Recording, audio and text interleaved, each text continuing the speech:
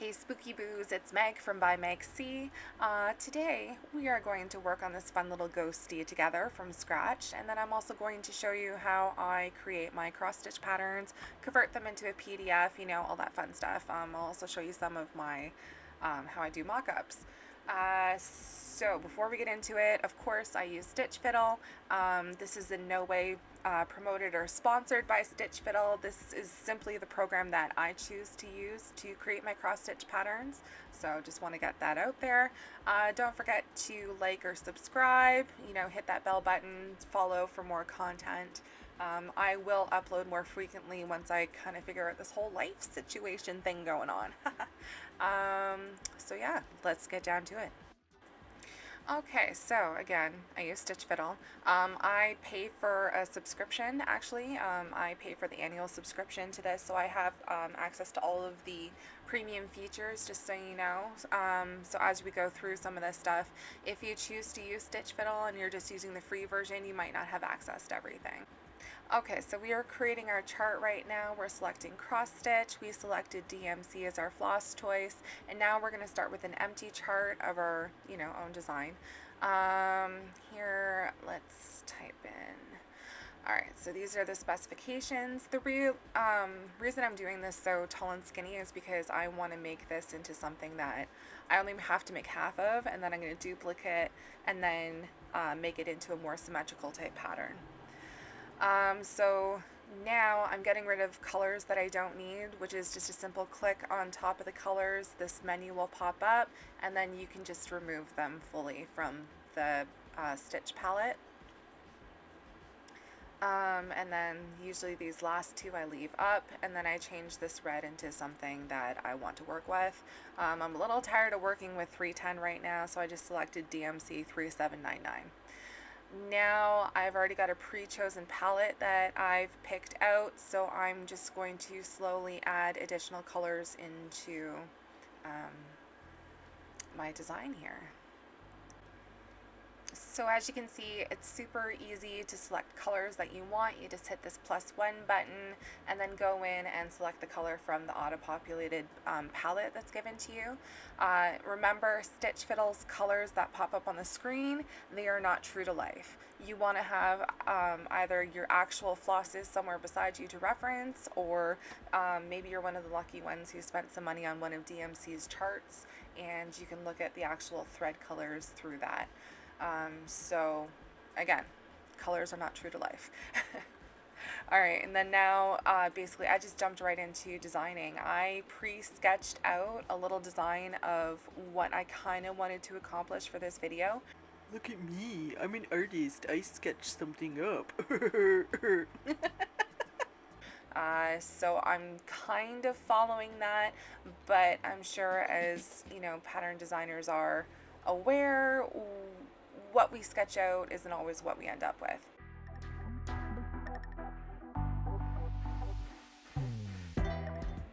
So one of the things to always remember as an artist in general, always zoom out on your work.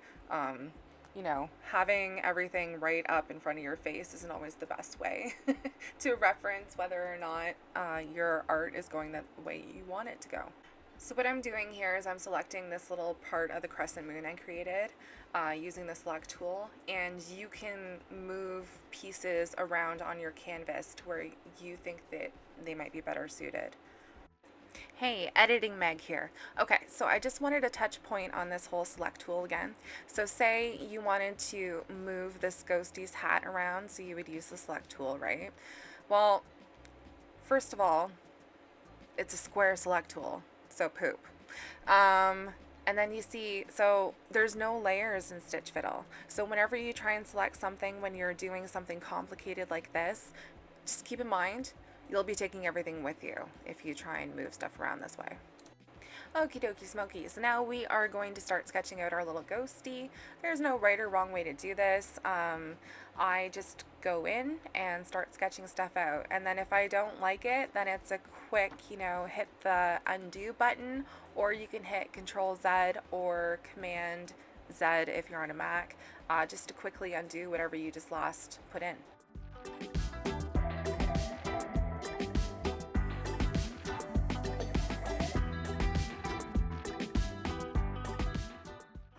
Hey, editing Meg again. Okay, so you may have noticed that I have two whites up here, or at least what looks like two whites. So this first one is no stitch, and then the second one is an actual, like, one we're going to use. It's B5200 white. The reason I have two is because I have to show somewhere that there's, white, and then no stitch won't show up at all. So just in case you were confused, that's why there's two whites up there. Okay, so here I am making it hard on myself to see this ghost. So I decided, okay, well, I'm just going to outline the areas where, I really do want this ghost to show. And then, as you're going to see in a bit, I finally think to myself, why am I doing it this way? This is stupid.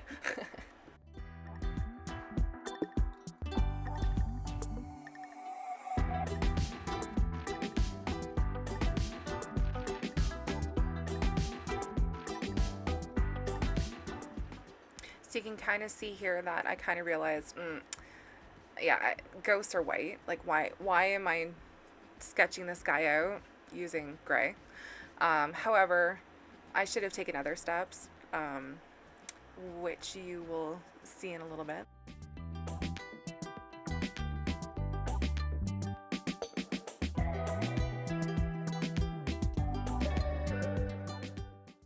Okay, so I'm not quite happy with how this design, how simple it is right now, so I need some extra room to sketch in some additional features. So I'm going to hit edit, and then I'm going to hit select add rows or add columns, and then you can specify how many rows and columns you want to add into your design.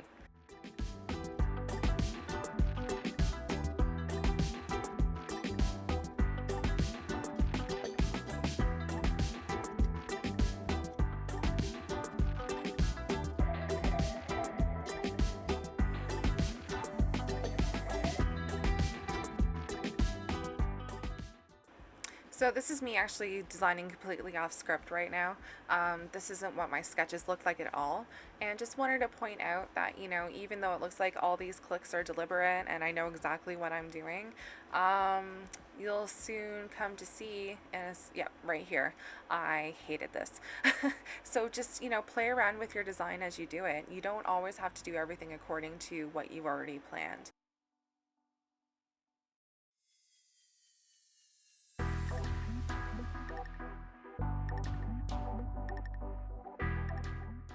And now finally, I got my head in the game, and this is what I should have done from the beginning. I should have changed the color of the fabric right away because I already knew it was going to be a ghost, and ghosts are white. So why did I choose to sketch this all out on white? So here we go, filling in the background color of my fabric of choice. And now I can finally get rid of this ugly gray outline around the ghosty. And voila.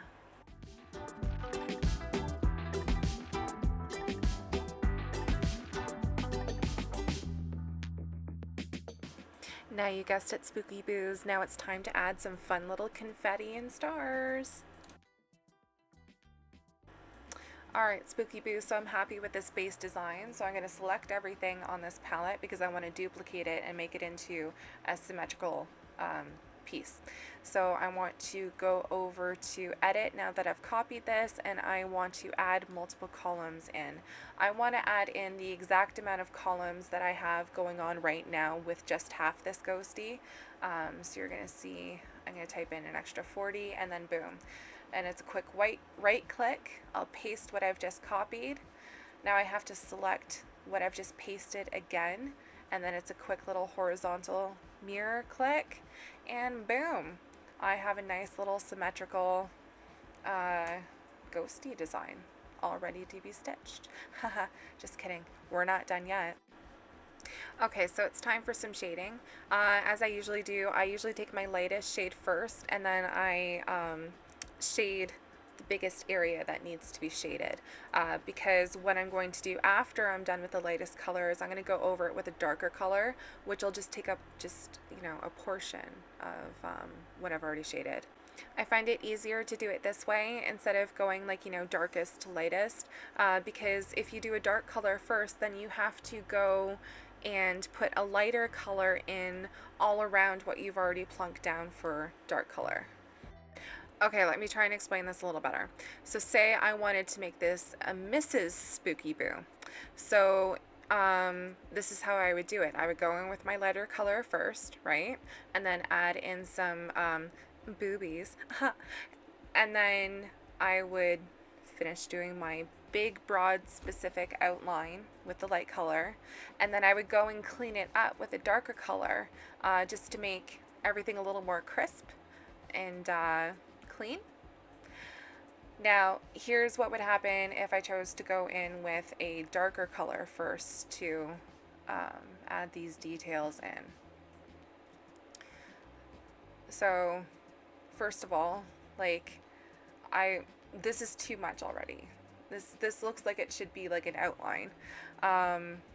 It's easier if you do it with light first to kind of give, like, the illusion of the area. And then also, now that I'm putting in the light, I have to meticulously click all around the darker spots I already put in there. So yeah, it's just easier just to go light to dark.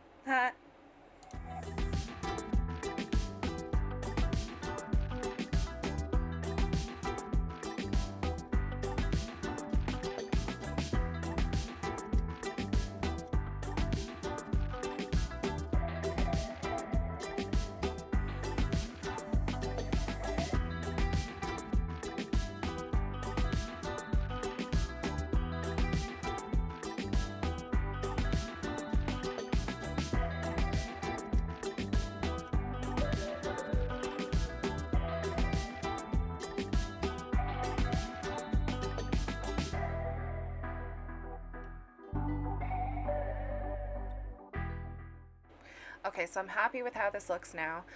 So what I'm going to do is I'm going to export this so I can make a mock-up image.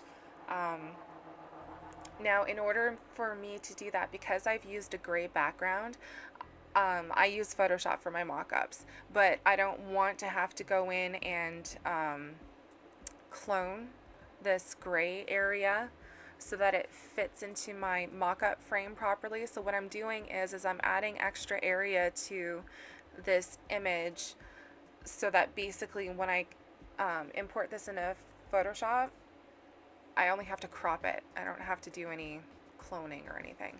You'll see what I mean in just a moment. Okay, so I'm happy with how this looks now. I want to go to File and I want to download this as a preview image. So the way that I do that is I click onto JPEG. I want to take off the legend right now because we don't need it. This is a preview image. And instead of detail chart, I'm going to choose simple color chart, which gets rid of all the grid lines and everything.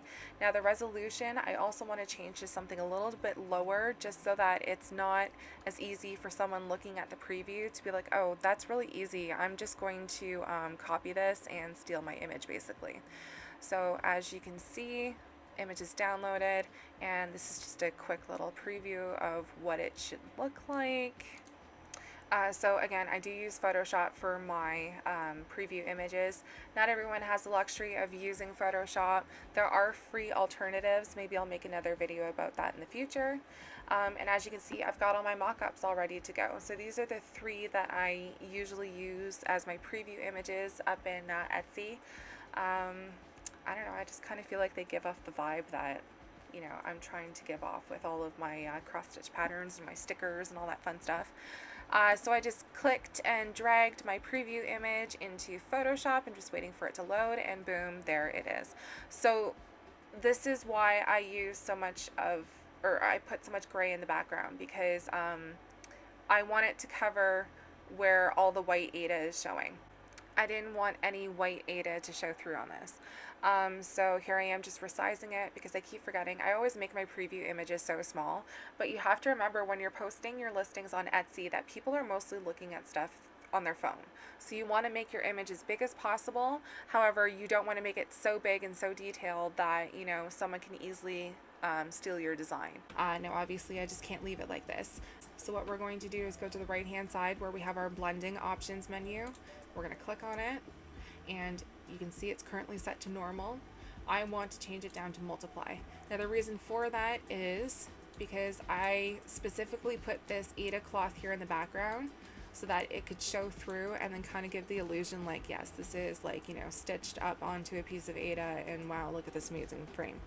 I mean, I know it's digital, but still, presentation is everything. You want to make it look like this is a cross stitch pattern. Okay, so now we're going to resize. I just hit Control T. On Mac, it's Command T. And we're just going to resize this puppy until we're happy with it. Yeah, no, that's fine there. Now that I'm happy with the size, I'm going to click this check mark up at the top. Now we need to obviously get rid of all this excess gray. You'll notice if I click onto the eraser tool right now, it's not letting me erase anything. The reason for this is because this layer, this image layer, has been brought over to Photoshop and it's now a smart object. So because it's a smart object, that means if I were to play around with this and resize it to like, it's super small, and it will still have the same pixel set as if I were to make it super large, and then like if I were to save them in both sizes, I mean. So yeah, so we don't need it to be locked as a smart object anymore. This is it. This is as big as I want it. So we'll click OK. Okay, and then we're going to go back over to the right hand side and right click on our layer. Make sure our layer is the one that's selected, and we're going to scroll up to rasterize layer. Okay, and then now, because I'm clicked onto the eraser tool, you can see that my actual eraser is popped up, which is what we want. However, we don't want to just go into this all willy-nilly and just start erasing, because, I mean, that could happen. So let's undo that mistake, Control Z or Command Z on Mac, and we're going back over to the left and select the elliptical marquee tool.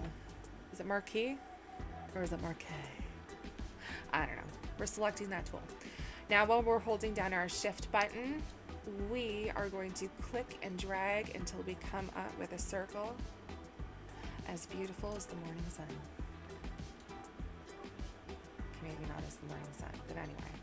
Now we're going to center this circle over top of our frame here, and again, so can't just, you know, go in and erase this because now I've selected just what's inside of this circle. I want to get rid of what's outside of this circle. So while we still have the marquee tool selected, we're going to right click, we're going to click on select inverse, and now if we go back over to our eraser, we're going to get rid of this big ugly gray square. Bada boom, bada bing.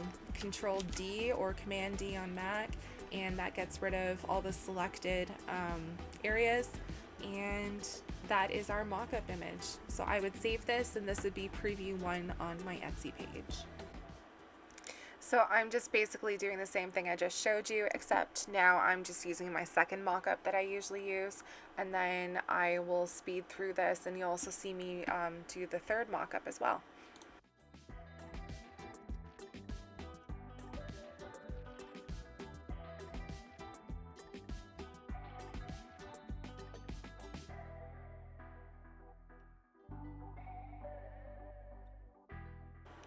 So as you watch me do this third mock-up here, this is another reason why I made the gray so big in the background, because I wanted to make sure it covered all the white Ada cloth in the background. Okay, so back to Stitch Fiddle, and we're now ready to make our patterns. So to get rid of all the extra gray area, I'm using the select tool, and then I'm right clicking, and then I'm going to click on crop, which is just going to give us just the stitched area of the pattern. That's all we need. And now I am just double checking. I'm making sure that all the symbols are showing up that I want to show up. I don't want any of the gray background symbols to show up because this is a non-stitched area. So now that I'm satisfied with that, click off of there and Just going to zoom in, double check that we're all good still. Okay, so now we're going to download this. So we're going to keep our selection on JPEG, but we're going to create a detail chart. We're going to make the size as large as possible. And the legend, in the first little bit, what I do is I select on a separate page. Now the reason for that is when you do this selection, Stitch Fiddle will let you download a whole page on its own, just showing the color keys that are used for your cross stitch pattern. So if you click on the second download, boom, there's just the keys for your cross stitch pattern. Okay, and then I also want to do the same thing for the symbols and the colors as well. I'm just going to download page 2. And now I know I have just a little, legend just showing the actual symbols that are going to be used for this cross stitch pattern, which are large. You'll see what I mean in a minute.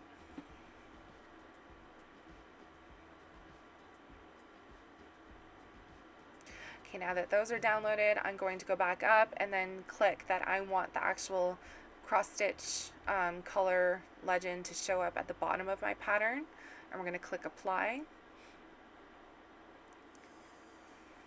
Okay, so that's the only symbols pattern.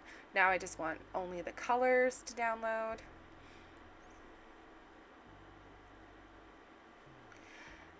And last but not least, we are going to click on colors and symbols.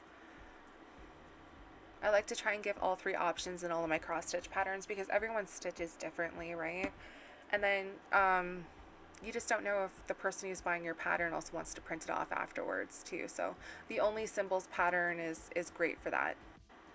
So I've already saved some pre-typed a seller blurb and also just a pattern that's already been saved in a Word file that's just ready for me to just plunk images into and to copy and paste and to throw into Etsy.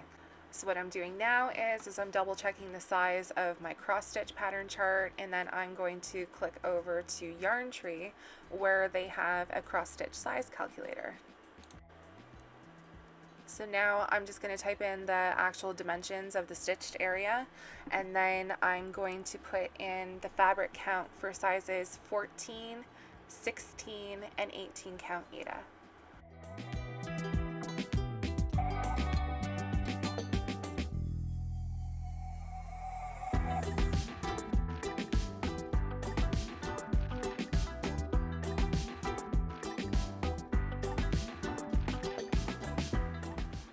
Okay, and now that I've got all my sizes plunked in, I would usually copy and paste those sizes and then put those onto the seller blurb, but I don't do that here. So now I'm just looking for the actual images, the mock-up images that we just did in Photoshop, and I'm going to drag and drop them into this Word file.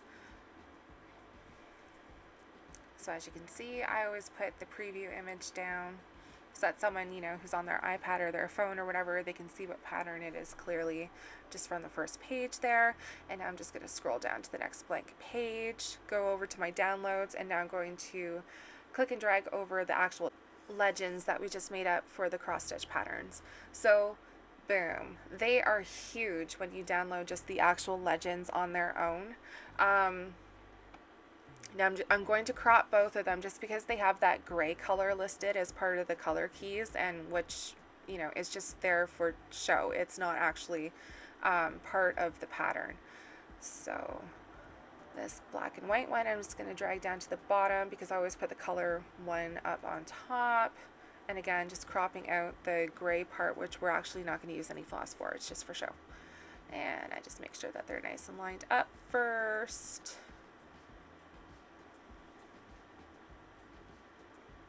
Okay, and then now we'll scroll down to the next page, and then now is when we actually click and drag and drop the charts.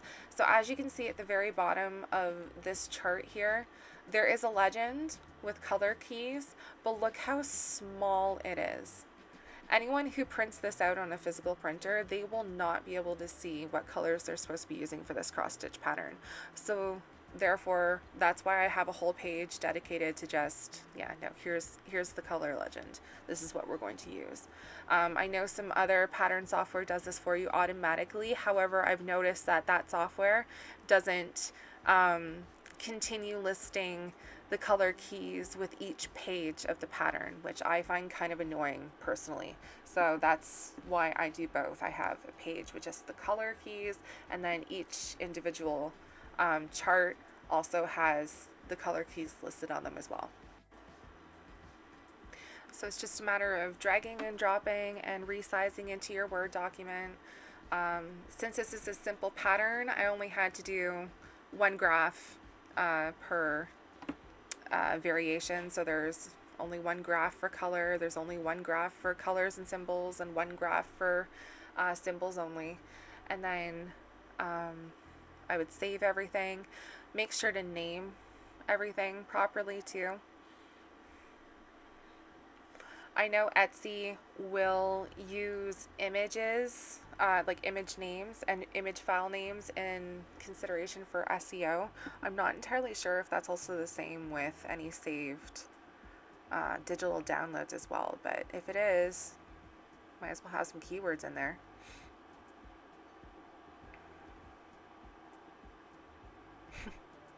So next step, now that I've saved the actual physical file, I export it from here as an actual PDF.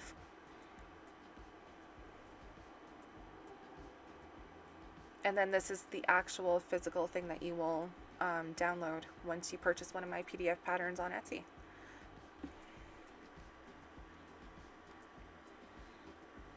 So usually when the PDF pattern shows up as a preview, excuse me, on my computer screen, what I will do is I'll use one of my image movie capturing software or whatever, and I will take a video of just quickly scrolling through the pattern and then save it, and then this is what I use as the Etsy video. I have no idea, honestly, if this even does anything, if people even see this. I guess some people see videos and some people don't, but regardless, I want my customers to see a preview of what exactly they'll be getting when they purchase one of my listings. And then here's a just quick screenshot of showing how I list my patterns. It's pretty simple. I cut and paste everything from my seller blurb file into here. I just added some keywords at the beginning and uploaded my file, and we're good to publish. Here's a quick little view of what my pattern looks like in my shop. You can see all my, stupid keywords and all that fun stuff. Eventually I will have a link to this YouTube video on this listing. And so as you click through, the first thing to pop up is the video I was talking about. Again, I'm trying with each and every single listing to take a video of what the pattern will actually look like so the customer knows exactly what they're purchasing. Then after the video, there's all my mock-up photos. And then very last but not least is one of my social media cards. Just for giggles, this is the references, the sketches that I used before going into this video, before creating my cross-stitch pattern. Doesn't have to be much, spooky boos. So I hope this gave you a bit of insight into how I do my cross-stitch patterns. I do it one way. You might find that someone else does it a completely different way. This is just what works for me. It took me a while to figure some stuff out and how I can make this work for me. And it might take you guys a while too. I hope that if you are planning on, opening up your own cross-stitch pattern shop or whatever, that this might help give you some insight into some different avenues that you can take to get started. From what I can see, stuff like this is kind of few and far between. I've only run across, I think, 1 or 2 YouTube videos that actually go through somewhat of the process of how this stuff is done. But again, this is just me using Stitch Fiddle. I know there's other software out there. However, even though I have MacStitch, it's not exactly my favorite. I'm still trying to learn it. Maybe that's part of the issue, but yeah, until I do, I'll stick with good old reliable here. Thanks again for sticking with me. If you have any questions, shoot them down in the comments below. All my social medias, I'm on TikTok, Instagram, Facebook. On Facebook, I actually have my own group. Everything is ByMegC. On my group, I post a bunch of freebie patterns that you can download. I try to post at least once a month. I have a subscription mailing list where if you subscribe, you receive a free pattern automatically that's exclusive to the subscription list. I will never sell that pattern. And then when I update it, you will get copies of the new pattern sent to you as well automatically. Yeah. So until next time, Spooky Boos, stay spooky, live nerdy, just be you. Okie dokie smokies, now I'm going to show you how I make my mock-up images. Oh my god, I can't. Why? Computer, wake up. I don't like this. I need to show that.